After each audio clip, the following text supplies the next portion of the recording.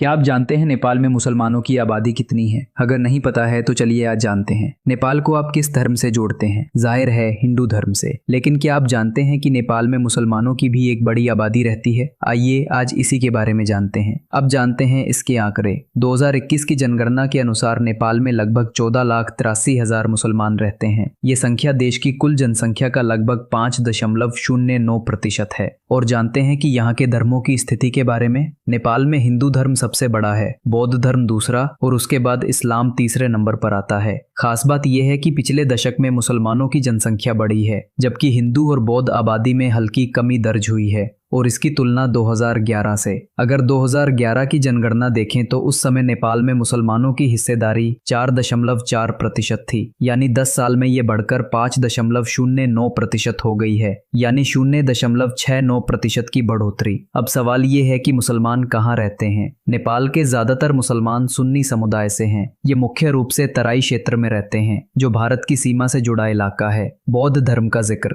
वही नेपाल में दूसरा सबसे बड़ा धर्म है बौद्ध धर्म। चूंकि भगवान बुद्ध का जन्म यही हुआ था, इसलिए बौद्ध संस्कृति का प्रभाव नेपाल की जीवन शैली में गहराई से दिखाई देता है। तो अब आप जानते हैं कि नेपाल में मुसलमानों की संख्या कितनी है और वे कहाँ रहते हैं। लेकिन एक दिलचस्प सवाल है, आने वाले 10 सालों में नेपाल की धार्मिक तस्वीर कैसी होगी? आबादी का ये संतुलन क्या और बदल जाएगा? आपके क्या राय है? कमेंट में ज़रूर बताइएगा। धन्यवाद।